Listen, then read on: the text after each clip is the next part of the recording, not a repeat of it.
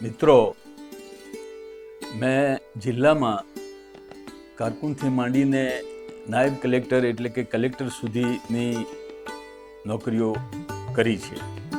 તે જ પ્રમાણે મેં સચિવાલયમાં કારકુનથી માંડીને અધિક સચિવ સુધીના હોદ્દાઓ ઉપર મેં ફરજો બજાવી છે. મારા આ ગાળા દરમિયાન હું લગભગ તમામ રાજકીય પક્ષોના જુદા જુદા મંત્રીઓ 8 મંત્રીઓનો અંગત સચિવ તરીકે પણ રહી ચૂક્યો છું. એટલે મારો ગુજરાત રાજ્ય સરકારના જે 26 વિભાગો છે એમાં એક યા બીજા સ્વરૂપે મેં કામ કર્યું છે. તદુપરાંત મારી નિમણૂક નિયામક વિકસિત જાતિ કલ્યાણ તરીકે 2001માં થઈ. ત્યાંથી માંડી અને મને ફરી એક્સટેન્શન આપ્યું નિવૃત્તિ પછી. આમ 2019 સુધી એટલે લગભગ 18 થી 19 વર્ષ સુધી મેં ગુજરાત સરકારના જે ઓબીસી જાતિઓ જે એસસીબીસી જાતિઓ છે, જેને આપણે બક્ષીભંજની જાતિઓ કહીએ છીએ, તેના નિયામક તરીકે કમિશનર તરીકે મેં નિમણૂક બજાવી. અને આદરણીય માધવસિંહ સોલંકીથી શરૂ કરી અને આદરણીય વિજયભાઈ રૂપાણી સુધીના જે તમામ મુખ્યમંત્રીઓ હતા, એ માન્ય મુખ્યમંત્રીઓ સાથે અને વિશેષ કરીને નરેન્દ્ર મોદી સાથેના પીરિયડની અંદર મેં આ બધી સેવાઓ એમના અંગત વિશ્વાસુ માણસ તરીકે વિશ્વાસ સંપાદન કરીને મેં બજાવેલી છે.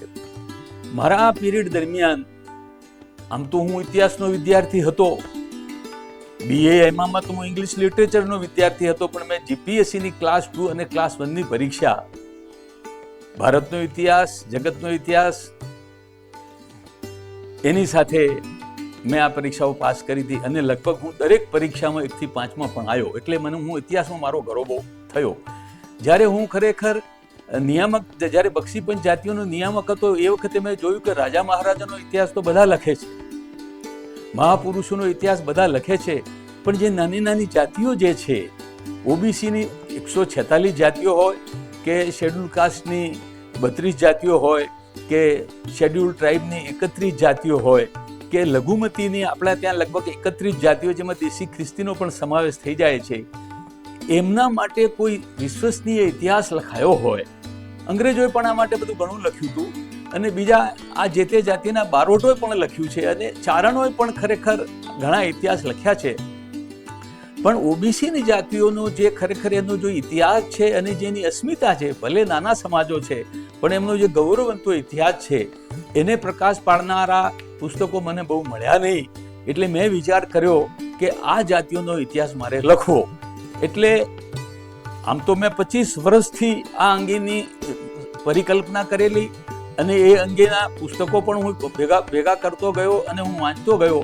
પણ ડાયરેક્ટર તરીકે જ્યારે હું ખરેખર નિવૃત્ત થયો અને પછી મને એમ લાગ્યું કે આ જાતિના જે અનામતના અધિકારો છે, આ જાતિના જે પ્રમાણપત્રો મળે છે, આ જાતિના પ્રમાણપત્રો મેળવવામાં એમને જે મુશ્કેલીઓ પડે છે, અને કેટલાક લોકો તો બેફામ ખોટા પ્રમાણપત્રો લઈ જાય છે, કેટલાક લોકો સાચા લાખો લોકો છે, એમને પ્રમાણપત્રો મળતા પણ નથી, અને કેટલાક લોકો ક્રિમિનલ પણ ખોટું લઈ જાય છે. આ બધી વસ્તુને ધ્યાનમાં રાખીને આપણા દેશની અંદર ખરેખર મનુસ્મૃતિ, યાજ્ઞવલ્ક સ્મૃતિ અને નારદ સ્મૃતિ, એ ઉપરાંત બીજી 18 સ્મૃતિઓ છે, જેને આમ કરીને કુલ 20 સ્મૃતિઓ થાય છે. એનો મેં મિત્રો આધાર લીધો, મેં રામાયણનો આધાર લીધો, મેં મહાભારતનો આધાર લીધો, મેં પુરાણ ગ્રંથોનો આધાર લીધો, અને બીજા જે આપણા ખરેખર જદુનાથ સરકાર જેવા અને બીજા જે ખરેખર મોટા ઇતિહાસકારો છે, એ બધામાંથી માહિતી ભેગી કરી.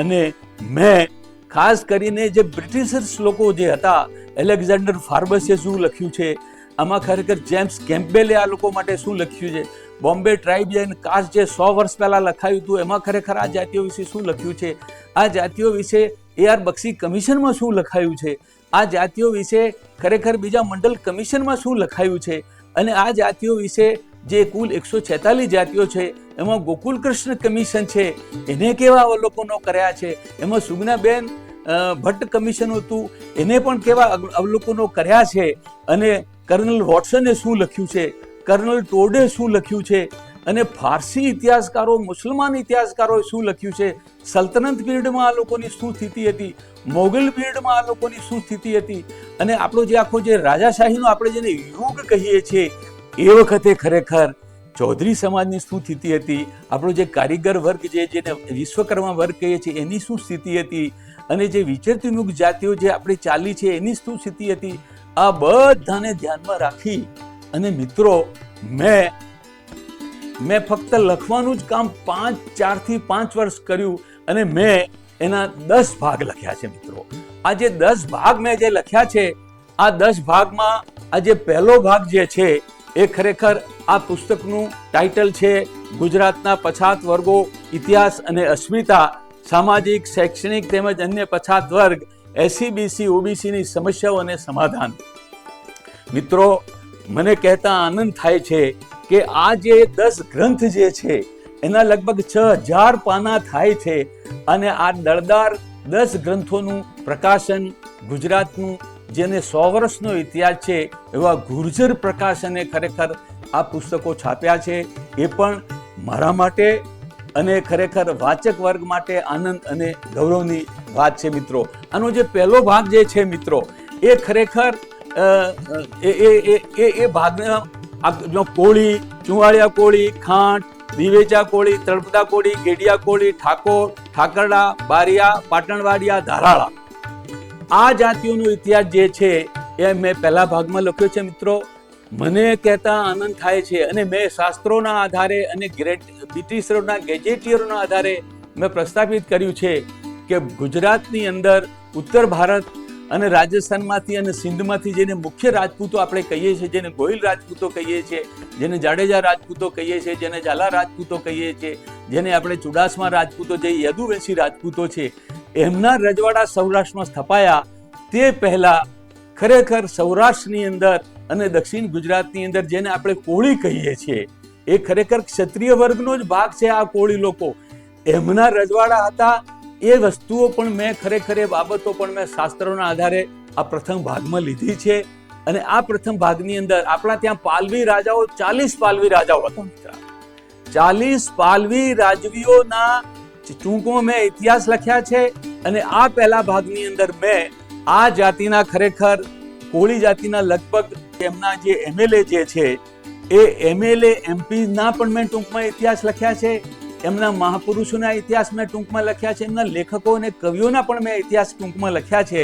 અને જે 40 પાલવી રાજપૂતો જે સાહેબ જે પહેલા ભાગમાં મેં આ લખ્યું છે, એ પાલવી રાજપૂતો હોવા છતાં પણ એમને OBC ના પ્રમાણપત્રો મળવાનો એમનો અધિકાર છે. એ પણ મેં ખરેખર પૂરા એવિડન્સ સાથે મેં આની અંદર પ્રસ્થાપિત કર્યું છે. એટલે આ પહેલો ભાગ મારી દ્રષ્ટિએ ખૂબ જ મહત્વનો છે. મિત્રો મેં આપને જણાવ્યું કે મુખ્ય પ્રવાહના રાજપૂતોએ સૌરાષ્ટ્ર જીત્યું તે પહેલાં ત્યાં કોળી ક્ષત્રિયોના રાજવંશોનું શાસન હતું.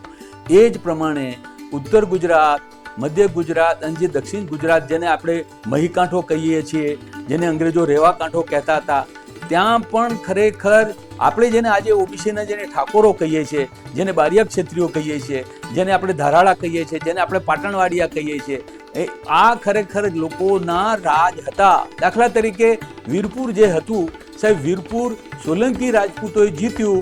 એ પહેલા ત્યાં આગાડી વિરાજી બારિયાનું શાસન ચાલતું હતું. તે જ પ્રમાણે પાવાગઢ જે છે, પાવાગઢ ખરેખર ત્યાં રણથંભોરથી આવી અને ખીંચી ચૌહાણ રાજપૂતોએ પાવાગઢ જીત્યું. તે પહેલા ચોંપાજી બારિયા ખરેખર પાવાગઢનો શાસક હતો. એ પ્રમાણે ઉત્તર ગુજરાતનું આજનું આપણે જેને માલપુર કહીએ છીએ, એ રાઠોડોએ જીત્યું. તે પહેલા ત્યાં આગળ માલાજી ખાંટનું ખરેખર રાજ ચાલતું હતું. એ પ્રમાણે ઈડર જે છે, ઈડર ખરેખર સોનંગજી રાઠોડ રાજપૂતોએ રાજસ્થાનથી આવીને એને જીત્યું. તે પહેલા આપણે જેને સાંવળીઓ સાંડ કહીએ છીએ સાહેબ, એ સાંવળીઓ સાંડ જે છે એના માટે ઇતિહાસમાં ભલે ભીલ શબ્દ વાપર્યો હોય, પરંતુ એ ભીલ નહોતો. એ ખરેખર જેને આજે આપણે બક્ષીપતના ઠાકોર ક્ષત્રિયો કહીએ છીએ એનું રજવાડું હતું મિત્રો. એ જ પ્રમાણે અમદાવાદમાં આપણે એમ કહીએ છીએ કે પાટણના રાજા કર્ણે ખરેખર આશાપલ્લી જીતી લીધું. અને ત્યાં આગળ જ્યાં જે ખરેખર તો કર્ણાવતી જ્યારે ખરેખર સોલંકીઓએ જીત્યું, એ પહેલા ત્યાં આશાવલ જેને આપણે કહેતા, ત્યાં આશાપલ્લી ભીલનું રાજ હતું એમ લોકો કહે છે. ખરેખર આશાપલ્લી કોઈ આ ભીલ નહોતો. એ પણ ઠાકોર હતો અને ખાંટ જાતિનો ઠાકોર હતો. એમ મારે એટલું જ કહેવાનું છે કે મારું જે ખરેખર આ જે ગ્રંથ એક છે એની અંદર મેં આની વિગતવાર ચર્ચા કરી છે કે આ સમગ્ર ગુજરાતની અંદર ઠાકોર ક્ષત્રિયોના તમામ જગ્યાએ શાસનો હતા, તમામ જગ્યાએ એમના રજવાડા હતા અને આ રજવાડાઓ પછી પાછળથી ઉત્તર ભારતમાંથી, રાજસ્થાનમાંથી અને સિંધમાંથી આવેલા રાજપૂતોએ જીત્યા. એ પહેલા એમનું શાસન ચાલતું હતું. એની વિગતવાર દસ્તાવેજી આધારો સાથે મેં આ ગ્રંથની અંદર મિત્રો ચર્ચા કરી છે. જ્યાં સુધી છે મેં બીજો ભાગ જે લખ્યો છે આ બીજો ભાગ, એ બીજો ભાગ પણ દળદાર ગ્રંથ છે અને એની અંદર મેં કારડિયા રાજપૂત, નાડોદા રાજપૂત, ભાથી રાજપૂત, કાઠી દરબારો, હાટી મૈયા રાજપૂતો, ખસિયા ગોહિલો, પછી ખવાસ ક્ષત્રિયો, લોધા ક્ષત્રિયો, સંઘાર ક્ષત્રિયો અને એમની સાથે સંકળાયેલી જે બીજી જાતિઓ જે છે એવી જાતિઓનો ઇતિહાસ મેં બીજા ભાગમાં લીધો છે મિત્રો. ખરેખર કારડિયા રાજપૂતનો જે મેં ઇતિહાસ લખ્યો છે એની અંદર કાળિયા રાજપૂતો સતી પ્રથામાંથી બહાર નીકળ્યા, તેઓ ગુંગટ પ્રથામાંથી બહાર નીકળ્યા, તેઓ લોકોએ વિધવાના પુનઃ લગ્નની શરૂઆત કરી, એમને ખરેખર ત્યક્તાના પણ પુનર્વિવાહની જે શરૂઆત કરી. આ બધી ઘટનાઓ મેં એટલી ડિટેલમાં વર્ણવી છે. આમ તો ખરેખર કાળિયા રાજપૂત હોય કે નાડોદા રાજપૂત હોય કે ભાતી રાજપૂત હોય, એ મુખ્ય જે રાજપૂત પ્રવાહ છે એનો જ એક ભાગ છે. પણ આ મિત્રો કેવી રીતે છૂટા પડ્યા, કારડિયા રાજપૂત, આ કારડિયા શબ્દ ક્યાંથી આવ્યો, એમાં ઘણા મિત્રોએ ચર્ચા કરી છે. નાડોદા શબ્દ ક્યાંથી આવ્યો, હાટી શબ્દ ક્યાંથી આવ્યો, પરજિયા, આ બધા શબ્દો ક્યાંથી આવ્યા, એમાં મેં વિગતવાર ચર્ચા કરી છે. કાઠી રાજપૂતો માટે પણ ખરેખર કર્નલ ટોડે શું લખ્યું છે, એના માટે ખરેખર કર્નલ વોટસને શું લખ્યું છે, એના માટે જેમ્સ કેમ્પબેલે શું લખ્યું છે, એના માટે એમના બારોટોએ શું લખ્યું છે, એ બધી ચર્ચા ટૂંકમાં આ જે ખવાસ ક્ષત્રિયોમાં બધા માટે મેં વિગતવાર ચર્ચા કરી છે. અને આ પણ એક બીજો ભાગ છે. એ બીજો ભાગ પણ મિત્રો ખૂબ જ મહત્વનો છે. ત્રીજા ગ્રંથની ચર્ચા કરીએ તે પહેલા આપણા જે કાઠી રાજપૂતો છે એના માટે હું એક જ ટૂંકમાં આપને વાત કહી દઉં. 1891માં બ્રિટિશરોએ એ વખતે જનગણના કરી હતી સાહેબ. એ વખતે ગુજરાતની અંદર રાજપૂત રાજાઓનું જે શાસન ચાલતું હતું તો રાજપૂતોની વસ્તી એ વખતે અંદાજે 5% હતી અને જે 4,98,000 જેટલી અંદાજે વસ્તી થતી હતી અને એમના તાબામાં અંદાજે 31,000 ચોરસ માઇલ વિસ્તાર એમના તાબામાં હતો. અને એમની જે મહેસૂલી આવક હતી સાહેબ રાજપૂતોની, જેમાં મુખ્યત્વે જાડેજા રાજપૂતો, ગોહિલ રાજપૂતો, ચોરાસમા રાજપૂતો અને આ બધા રાજપૂતો આવતા હતા. તો એમની જે મહેસૂલી આવક હતી એ 1,65,00,000 રૂપિયાની હતી. એની સામે સૌરાષ્ટ્રના મધ્ય ભાગની અંદર જે ખરેખર કાઠી દરબારો રહેતા હતા સાહેબ અરવલ્લીની આજુબાજુ, જેને મધ્ય કાઠિયાવાડ આપણે કહીએ છીએ, એમની વસ્તી ફક્ત 28,500ની હતી સાહેબ. એમના તાબામાં જે 1500 ચોરસ માઇલ જેટલો વિસ્તાર હતો અને એમની જે મહેસૂલી આવક હતી એ અંદાજે 15,50,000 રૂપિયાની હતી. જે રાજપૂતોની આપણે જે વખતની મહેસૂલી આવકનો જો આજના હિસાબે જો ગણતરી કરીએ તો 5,000 કરોડની એમની આવક થાય અને કાઠીઓની આજના હિસાબે જો મહેસૂલી આવક ગણીએ તો લગભગ 465 કરોડ જેટલી થાય. આટલી જૂજ સંખ્યાના કાઠી દરબારોએ સાહેબ, આટલો જૂજ એમનો વિસ્તાર હતો, એમને પોતાનું અસ્તિત્વ ટકાવી રાખવા માટે તમામ રાજપૂતો સાથે સાહેબ એમને લડવું પડતું હતું. ચુડાસમાઓ સામે લડવું પડતું હતું, ઝાલાઓ સામે લડવું પડતું હતું, જાડેજાઓ સામે લડવું પડતું અને કોયલો સામે લડવું પડતું હતું. છતાં પણ એ લોકો લડ્યા અને એમનું અસ્તિત્વ કેવી રીતે ટકાવી રાખ્યું સાહેબ. આમ તો કાઠી દરબારો માટે એક વિદ્વાન પ્રોફેસર ડૉક્ટર પ્રદ્યુમ્ન ખાચર સાહેબે PhD કરી છે કાઠી અને કાઠિયાવાડ અંદર. ઘણું બધું એની અંદર લખ્યું છે, પણ મેં જે કંઈ લખ્યું છે એ થોડું અલગ રીતે લખ્યું છે. મેં આપને જે હમણાં જે આંકડા આપ્યા એ આંકડા આ પરિસ્થિતિની અંદર આ કાઠી દરબારોએ પોતાનું અસ્તિત્વ ટકાવી રાખવા માટે જે રીતે એ લડ્યા અને જે રીતે જરૂર પડી ત્યાં એની સામે જે બારોટા કર્યા, આની પણ ચર્ચા મિત્રો મેં મારી અલગ રીતે દસ્તાવેજી પુરાવાઓ સાથે કરી છે. એ પણ બહુ રોચક બની રહેશે. જ્યાં સુધી ત્રીજો ભાગને સંબંધ છે ત્યાં સુધી આ જે છે ગુજરાતની જે 28 વિચરતી જાતિઓ છે સાહેબ, આ વિચરતી જાતિઓ જે છે ખરેખર બહુ નાના નાના સમાજો છે. હવે નટની કોણ નોંધ લે, મદારીની કોણ નોંધ લે, બજાણિયાની કોણ નોંધ લે, ફકીરની કોણ નોંધ લે, એ જે એની જે 22 જાતિઓ છે અને 28 જાતિઓ છે, એ 28 જાતિઓનો મેં વિગતવાર ઇતિહાસ લખ્યો છે. ગાડિયા લુહાર લોકોનો વ્યવસ્થિત ઇતિહાસ લખ્યો છે. જ્યારે વાચકો આ વાંચે તો એક એક જાતિનો ઇતિહાસ જાણે PhD નો ગ્રંથ હોય એવું ખરેખર તમને અનુભવ થશે. એટલે આ મિત્રો આ એક 28 વિચરતી જાતિઓનો ત્રીજો ભાગ છે. મિત્રો આ જે ચોથો ભાગ છે એ આ ખરેખર ચોથો ગ્રંથ છે. એ આપણી જે ખરેખર વિમુક્ત જાતિઓ છે કે જેને બ્રિટિશ સરકારે ખરેખર ક્રિમિનલ જાતિઓ તરીકે ઘોષિત કરી હતી. એની અંદર મિત્રો વાઘરી આવે, દેવીપૂજક આવે, છારા આવે, આડોડિયા આવે, સાંસી આવે, ડફેર આવે, હિંગોરા આવે, મિયાણા આવે, મેય આવે અથવા મહેતા આવે, સંધી આવે, ઠેબા આવે, વાઘેર આવે, પાપણ આવે. મિત્રો આની અંદર આ નાની નાની જાતિઓની અસ્મિતા ઉજાગર થાય. હું આપને એક જ દાખલો આપું. જ્યાં સુધી દેવકૂચ જાતિને સંબંધ છે ત્યાં સુધી આપણા ત્યાં એક જેમ્સ ફોર્બસ નામનો એક અધિકારી હતો. એ જ અધિકારી આપણો જે હતો એ ખરેખર ICS અધિકારી હતો. અને આ ડભોઈ જે છે વડોદરા પાસે ત્યાંનો કલેક્ટર હતો.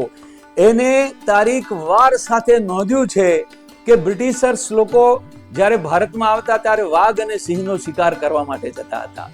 આ લોકો જે છે અને રાજા મહારાજાઓ પણ સિંહનો અને વાઘનો શિકાર કરવા જતા હતા. એટલે આ લોકોનો સિંહનો અને વાઘનો શિકાર કરવાનો એક મોટો શોખ હતો. એમાં એક ગૌરવ અનુભવતા હતા. પરંતુ જેમ્સ ફોર્બસ નામનો ICS કલેક્ટર ડભોઈનો લખે છે કે આ બધા રાજા મહારાજાઓ અને બ્રિટિશર્સના જે માણસો બંદૂકો લઈને આવતા હતા, જ્યાં સુધી દેવી પૂજક અથવા વાઘરી તેમની સાથે જોડાતો નહીં ત્યાં સુધી એની મદદથી જ એ ખરેખર વાઘનો અને સિંહનો શિકાર કરી શકતા હતા. અને હું આખા જગત 80% આપણી ખરેખર ગુજરાત હિન્દુ પ્રજા છે એ ખરેખર માંસાહારી હોય છે. સસલાનો શિકાર કરે, હણનો શિકાર કરે, સુવરનો શિકાર કરે. પરંતુ મિત્રો આ દેવીપૂજક વાઘરી એક એવી જાતિ હતી કે જે સિંહનો શિકાર કરતી હતી, વાઘનો શિકાર કરતી હતી. અન્ય પ્રજા જેમ એની મિજબાની કરતી હતી એમ આ દેવીપૂજક લોકો સિંહ અને વાઘના શિકારની મિજબાની કરતા હતા. તારીખ વાર સાથે જેમ્સ ફોર્બને એના ઓરિએન્ટલ મેમોર્સ નામના ઇતિહાસમાં લખ્યું છે. એ વાંચ્યા પછી આપણને એમ લાગે કે આપણે દેવીપૂજક જેને સામાન્ય જે છેવાડે રહે છે પણ ખરેખર આ એક મૂળ નિષાદ ક્ષત્રિય જાતિ છે. અને રામાયણ લખાયું એના માટે પણ આ લોકો નિમિત્ત બન્યા હતા.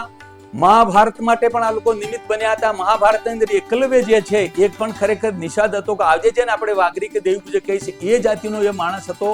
અને મિત્રો આપણું જે ખરેખર ભગવાન કૃષ્ણનો જે સ્વર્ગવાસ થયો અને જે વ્યાધના હાથે જે તીર વાગ્યું હતું એ તીર પણ ખરેખર એક નિષાદ હતો.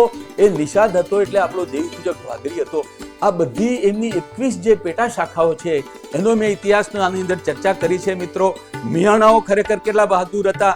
સંધી લોકો, હું વાઘેરોની વાત કરું કે આમાં જે વાઘેરોનો મેં ઇતિહાસ લખ્યો છે 1857 ની અંદર મૂળુ માણેક અને જોધા માણેકની વાતો બધાએ લોકોએ લખી છે. લોકોએ એના ઉપર PhD પણ કર્યા છે. પરંતુ એ વખતે આ ખરેખર વાઘેરોએ એકી સાથે બ્રિટિશ આર્મીનો, એકી સાથે સૌરાષ્ટ્રના રાજપૂત રાજાઓની આર્મીનો અને પેશવાના લશ્કરનો સામનો કર્યો હતો અને એમને બલિદાન આપ્યા છે. આ બધી વિગતો મિત્રો આ વિમુખ જાતિમાં પણ મેં વિગતવાર લખી છે. બધું ટૂંકમાં હું કહી શકું એમ નથી.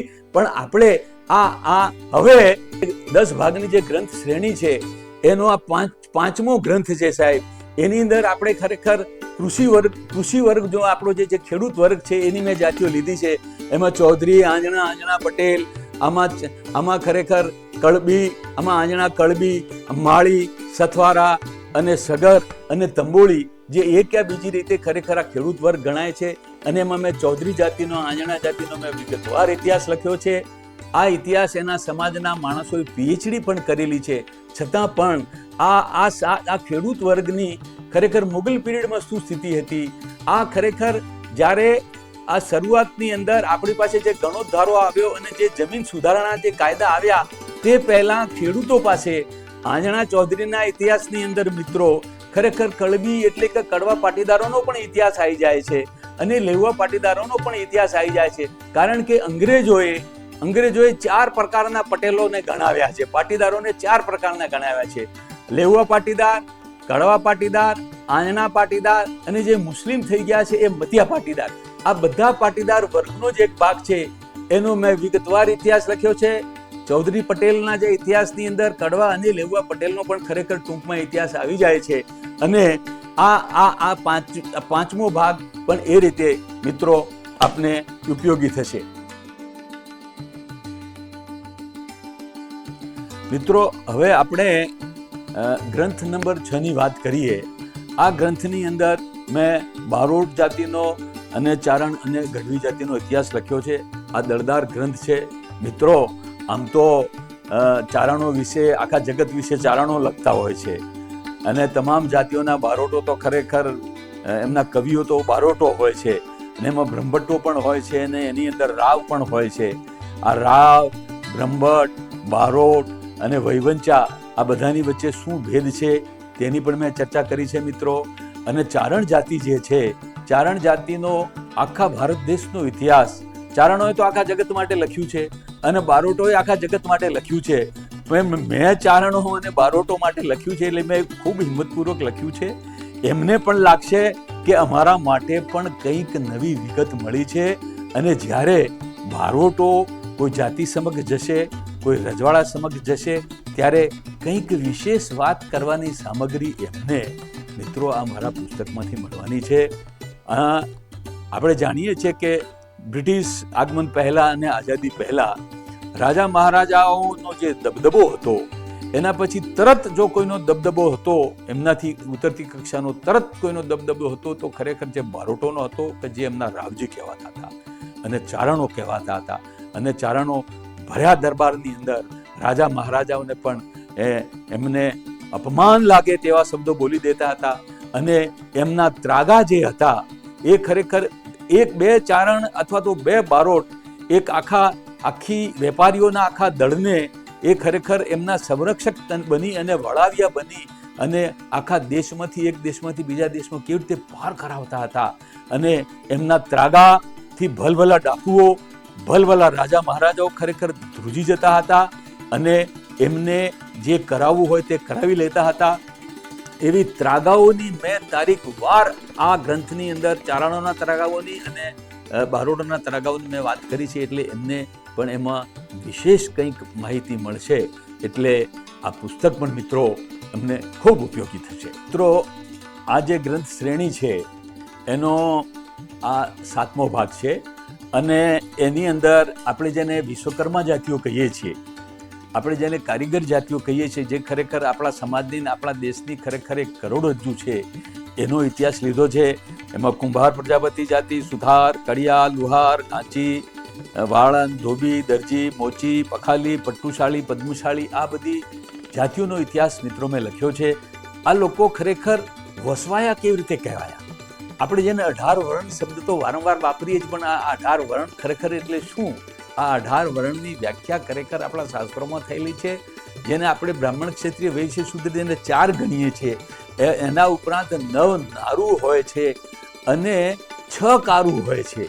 9 નારું અને 6 કારું અને બીજા એમ કરી અને જે 18 વર્ણ થાય છે એ બધાની ખરેખર મેં ચર્ચા કરી છે. દાખલા તરીકે હું એક જ દાખલો આપું, કારણ કે આટલા દળદાર ગ્રંથની વિગતે ચર્ચા તો બધા પાનાની હું કરી શકું એમ નથી. દાખલા તરીકે આપણી કાંચી જાતિ છે સાહેબ, આપણી જે કાંચી જાતિ જે છે એ ખરેખર આ જાતિ મૂળ તો મોઢ બ્રાહ્મણ હતી.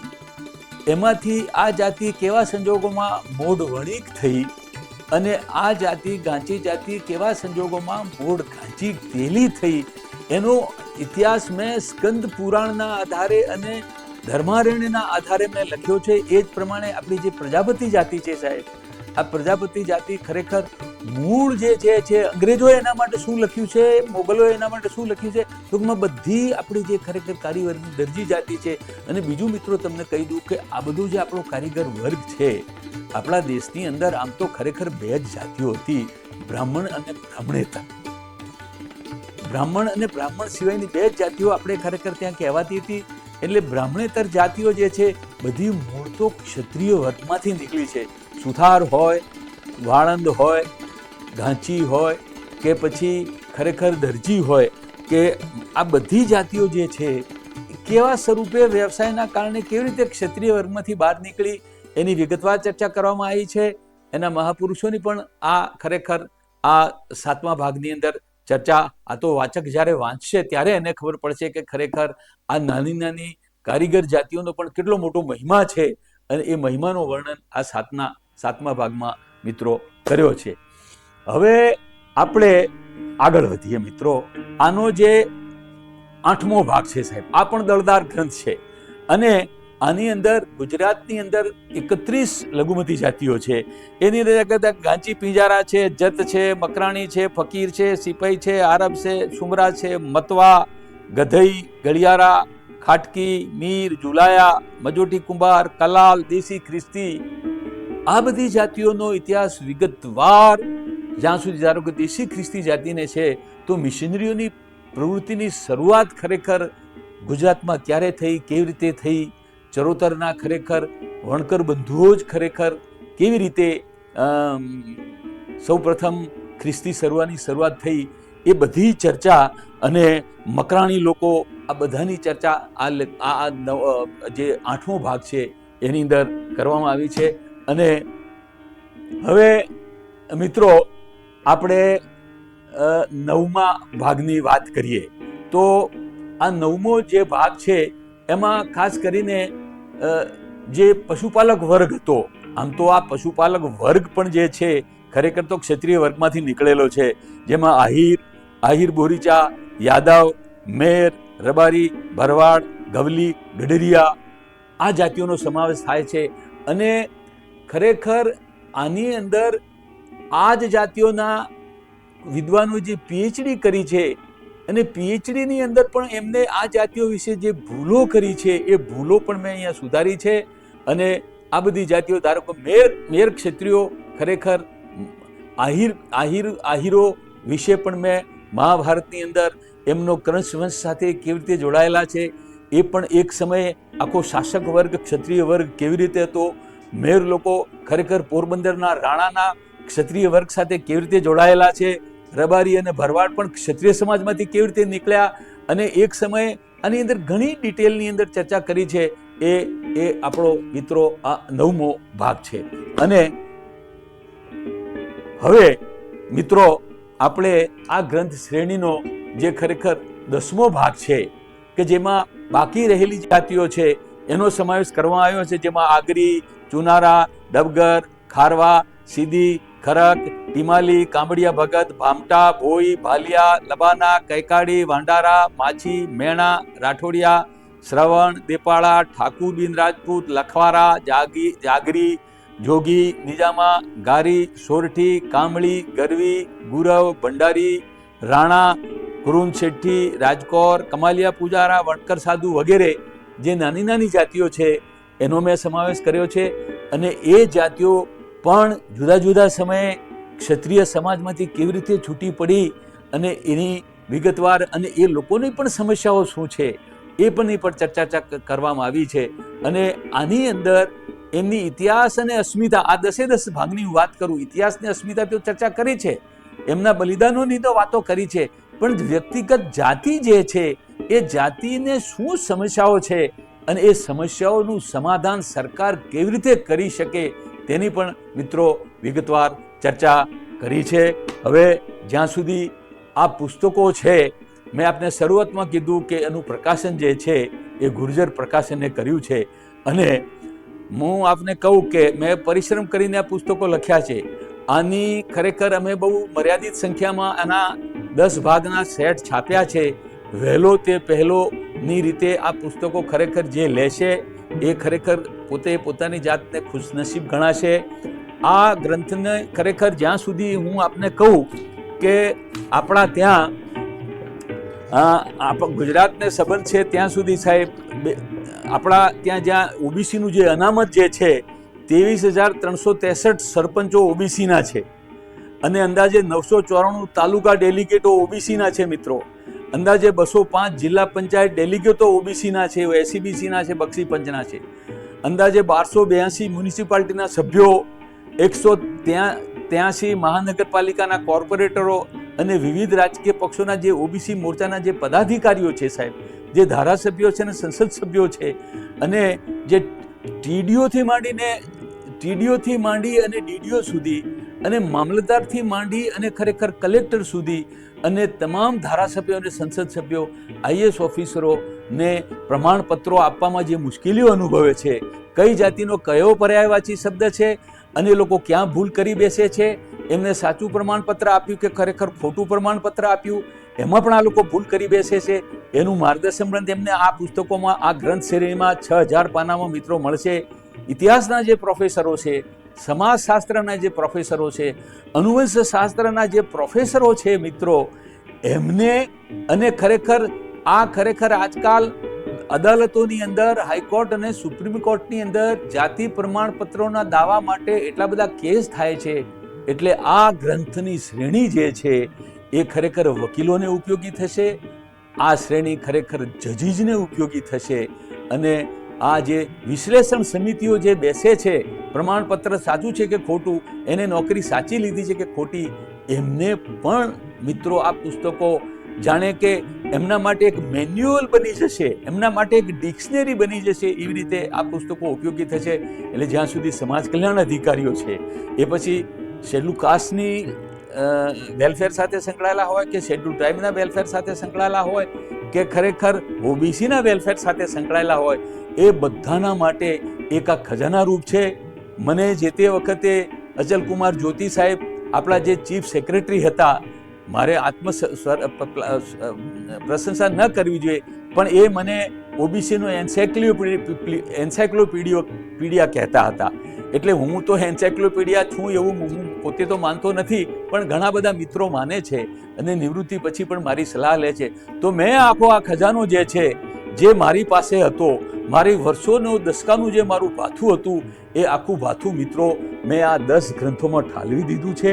અને આમાં મારો કમાણીનો આશય કે રોયલ્ટી લેવાનો મારો આશય નથી, પણ ખરેખર ગુજરાતની જે જનતા છે, જે સાહિત્યકારો જે છે અને અધિકારીઓ જે છે, એમને આ જાતિઓ વિશે જે ખજાનારૂપ માહિતી એમના સુધી પ્રસાદીના સ્વરૂપે પહોંચે, એ ભાવથી મેં આ પરિશ્રમ કર્યો છે. તો આ પ્રસાદી અમે જે યજ્ઞ કર્યો છે, આ ખરેખર ગુર્જર પ્રકાશન અને મેં કેજી વણજારાએ જે આ ખરેખર એક આ જ્ઞાન યજ્ઞ કર્યો છે, એનો પ્રસાદ દરેક સુધી પહોંચે, એ ભાવના સાથે મેં આ વિડીયો બનાવ્યો છે તમને માહિતી આપવા માટે. આ જે પુસ્તકો જે છે, એનું પ્રાપ્તિ સ્થાન જે છે, એ ખરેખર ગુર્જર પ્રકાશન છે. અને હું એનું જે એક્ઝેક્ટ સરનામું હું અત્યારે આપને અહીંયા ટાઈપ કરેલું મૂકું છું, તો ત્યાંથી આની પ્રાપ્તિ સ્થાન છે. એ પ્રાપ્તિ સ્થાન ઉપરથી આપ આ ગ્રંથની શ્રેણી, હમણાં કોઈ ગ્રંથની શ્રેણીનો કોઈ ભાગ વેચવામાં આવવાનો નથી.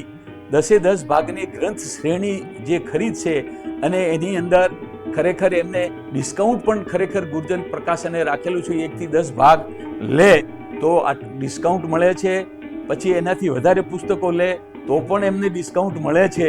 એટલે આ બધી વિગતો અમે આ અંદર મૂકી છે. આ ભાવ સાથે હું મિત્રો અહીંયા મારી વાતને પૂરી કરું છું.